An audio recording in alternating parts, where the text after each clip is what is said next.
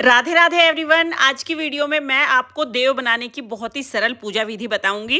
देवउठनी एकादशी के दिन में हम देव बना लेते हैं और सूर्यास्त होने के बाद हम देव उठाते हैं। तो देखिए, दिन में जब हम देव बनाएंगे तो हमें देवों का छापा बनाना होता है। पारंपरिक जो विधि है वो मैं बताने वाली हूँ। पहले दीवार पर देव बनाते थे और उसका कुछ हिस्सा जमीन पर भी होता था। पहले ना दीवार कच्ची होती थी, मिट्टी से लीप देते थे, तो इसलिए दीवार पर बनाते थे। अगर आपको अभी दीवार खराब होने का डर है तो आप कोई टाइल ले सकते हैं, या आप चाहें तो आप पेपर भी लगा सकते हैं। उसके बाद हमें गैरू चाहिए होगा।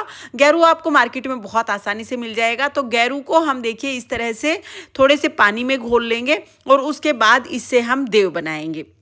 तो यहाँ पर देव बनाने के लिए मैं दीवार पर देव बनाऊंगी, क्योंकि मैं पारंपरिक तरीके से देव बना रही हूँ।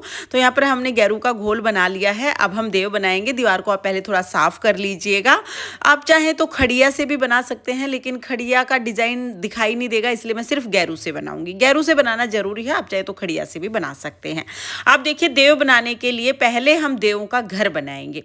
तो घर बनाएंगे ना, तो हम इस तरह से एक बॉक्स बना लेंगे और चारों तरफ से इस तरह से बॉक्स बना के, और नीचे की तरफ जो घर है उसका हम गेट छोड़ देंगे। नीचे की तरफ हम द्वार छोड़ देते हैं।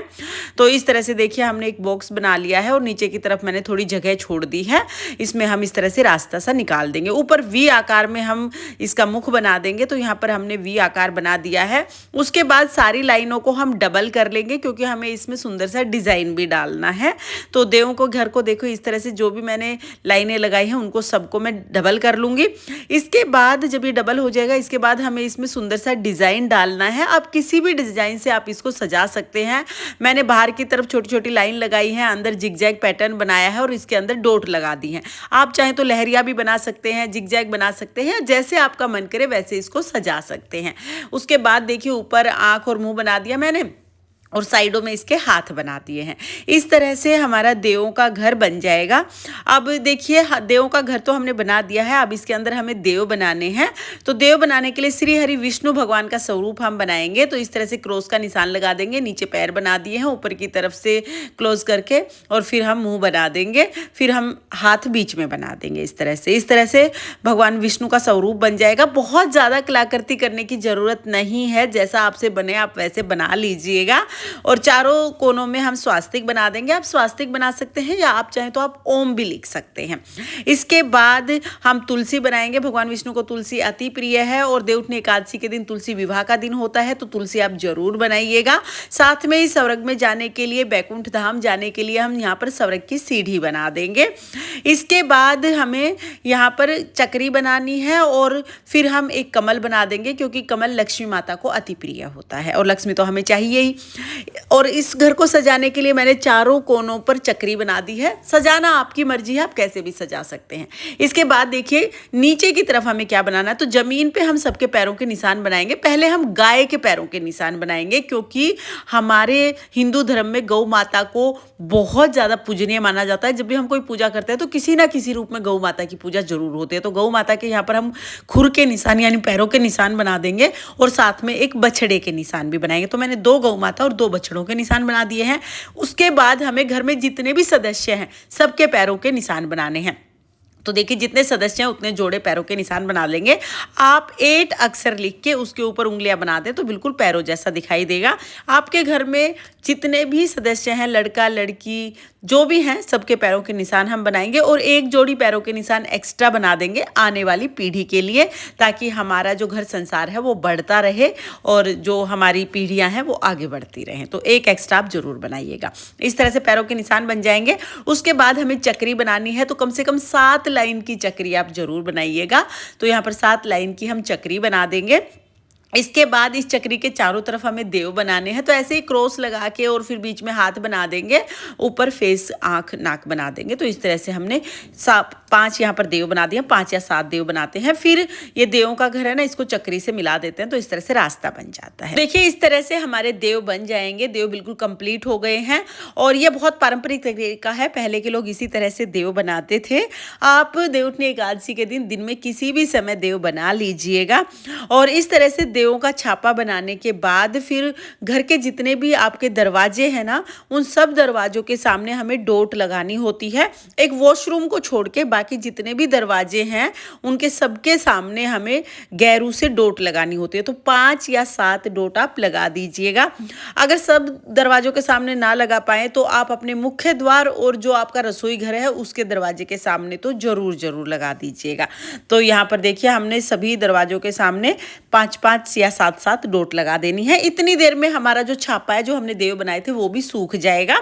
अब हमें इस पर कुछ सामान रखना है। तो देखिए सबसे पहले तो हमें अनाज रखना है। आप गेहूं ले सकते हैं या बाजरा ले सकते हैं, मैंने गेहूं लिया है। इसके बाद हम गन्ने रख देंगे। गन्ने इस मौसम में फसल होती है गन्ने की, तो गन्ने रख देंगे। हमें मूली रखनी है और मूली पत्ते के साथ ही रखनी है। इसके साथ ही सिंघाड़ा रख देंगे। जो भी ऋतुफल आपको मिल जाए ऋतुफल रख दीजिए। हमारे यहाँ पर चूरमा भी रखा जाता है तो हम चूरमा बना के रखते हैं। आप चूरमा रख सकते हैं, कोई भी मिठाई रख सकते हैं। इनमें से अगर कोई चीज आपके पास नहीं है तो आप उसे स्किप कर सकते हैं, लेकिन कॉटन यानी रुई रखना जरूरी होता है क्योंकि इस समय पर कपास की खेती होती है। फिर हम दक्षिणा रख देंगे। इसके बाद हम एक दिया रखेंगे। देसी घी का या तिल के तेल का दिया रख दीजिएगा। दिया थोड़ा बाहर की तरफ रखना है क्योंकि इसे जलाएंगे ना तो परात को फिर ज्यादा उठाना नहीं है, तो थोड़ा बाहर की तरफ हम दिया रखेंगे। उसके बाद हम परात लेंगे। आप परात ले सकते हैं या गेहूं छानने की जो बड़ी छलनी होती है स्टील की, वो ले सकते हैं क्योंकि ये शुद्ध बर्तन होता है, कभी झूठा नहीं होता है। तो यहाँ पर हमने परात इसके ऊपर उल्टा करके रख दी है। उसके बाद हम परात को भी सजा लेंगे। तो परात पर मैंने स्वास्तिक बना दिया है और यहाँ पर परात पर मैंने तिलक लगा दिए हैं। तो इस तरह से हम जो है वो अपनी परात को सुंदर सा सजा लेंगे। दिन में ही हमें इतना काम कर लेना है। ये सब करने के बाद अब हम हाथ जोड़कर यहाँ से चले जाएंगे। इसके बाद हमें इस सामान को बिल्कुल नहीं हिलाना है। शाम को जब सूर्यास्त हो जाएगा उसके बाद हम अपने बच्चों के साथ, सारे परिवार के साथ यहाँ पर आएंगे। सबसे पहले दिया जला लेंगे और हमें जल का लोटा जरूर ले लेना है। उसके बाद हम गीत गाते हुए देवों को उठाएंगे और देव जब हम उठाएंगे तो सब लोग अपने हाथ से इस परात को इस तरह से बजाएंगे और गीत गाएंगे। अगर आपको गीत नहीं आता है तो आप मोबाइल पर भी गीत चला सकते हैं, उसके साथ साथ गा लीजिएगा। तो और इस गीत में ना घर के सभी सदस्यों के नाम आते हैं। तो चलिए अब हम देव उठाने का गीत शुरू करते हैं। उठो देव बैठो देव, पाटकली चटकाओ देव, आषाढ़ में सोए देव, कार्तिक में जागे देव, कोरा करवा शीतल पानी, उठो देव पियो पानी, हाथ पैर फटकारो देव, उंगलियां चटकाओ देव, कवारियों के ब्याह कराओ, ब्याहवणियों के गोणे कराओ, गोवणियों के रोणे कराओ, रोवणियों के सोने कराओ, तुम पर फूल चढ़ाएं देव, घी का दीप जलाएं देव, आओ देव पधारो देव, तुमको हम मनाएं देव, चूल्हे पीछे 5 पचेटा, ये है नीतू तेरे बेटा, ओले कोले धरे मंजीरा, ये है नीना तेरे बीरा, ओले कोले धरे अनार, ये है आयुष तेरे यार, ओले कोले लटके चाबी, ये है आन्या तेरी भाभी, जितनी खूटी टांगू सूट, उतने इस घर जन्मे पूत, जितनी इस घर सीख सड़ाई, उतनी इस घर बउवड़ आई, जितने इस घर ईंट रोड़े, उतने इस घर हाथी घोड़े, गन्ने का भोग लगाओ देव, सिंघाड़े का भोग लगाओ देव, बेर का भोग लगाओ देव, गाजर का भोग लगाओ देव, बैंगन का भोग लगाओ देव, पुए का भोग लगाओ देव, मूली का भोग लगाओ देव, उठो देव उठो देव। इस तरह से गीत गाने के बाद जोर जोर से हम परात को बजाएंगे और अपने गोत्र का नाम लेते हुए परात को उठा देंगे। मैं अपने गोत्र का नाम ले रही हूँ, आप अपने गोत्र का नाम लेना। उठो गाड़ीवानों के देव उठो, उठो गाड़ीवानों के देव उठो, उठो गाड़ीवानों के देव उठो। ये कहते हुए हम परात को उठा के साइड में रख देंगे और हाथ जोड़ लेंगे। फिर हम देवों को पानी पिलाएंगे तो अपने हाथ में थोड़ा सा जल लेके देवों के ऊपर से 2 बार वार के हाथ जोड़ेंगे। इस तरह से हमारे देव उठ जाएंगे। अब देखिए देवों को उठाने के बाद हमें सारे सामान का क्या करना है। देव तो अभी उठ चुके हैं, अब सारे सामान का क्या करेंगे। सबसे पहले तो देवों को जो हमने पानी पिलाया है इस लोटे में जो बाकी जल बच गया है पौधों में सींच देंगे। उसके बाद जो हमने दीपक जलाया था ये दीपक हम देवों के सामने ही रख देंगे। और फिर ये जो जितना भी सामान है इसमें देखिए जो रुई है इसकी बातियां बनाकर हमें पूजा में यूज करना है, तो रोजाना आप इसे पूजा में यूज कर सकते हैं। जो हमने दक्षिणा चढ़ाई है इसको हमें दान करना है। इसके साथ ही जो भी आपने भोग प्रसाद चढ़ाया है, जो भी खाने पीने की चीज़ें आपने चढ़ाई हैं, चाहे फल हो, मिठाई हो, जो भी चीज़ें आपने चढ़ाई वो घर के सभी सदस्यों में हम बांट देते हैं। आप घर के सदस्यों में, बाहर बच्चों को कहीं पर भी प्रसाद के रूप में बांट सकते हैं, तो इसको सब लोग ग्रहण कर लेंगे। इसके साथ ही मूली है, मूली के आप पराठे बनाइए, सब्जी बनाइए, सबको खिलाइए, और जो गन्ने हैं वो भी हम बच्चों में बांट देंगे। तो इस तरह से सारा सामान हम प्रसाद के रूप में बांट देते हैं। और जो अनाज हमने लिया है, ये अनाज और साथ में जो दक्षिणा ली है वो दक्षिणा हम दान कर देते हैं।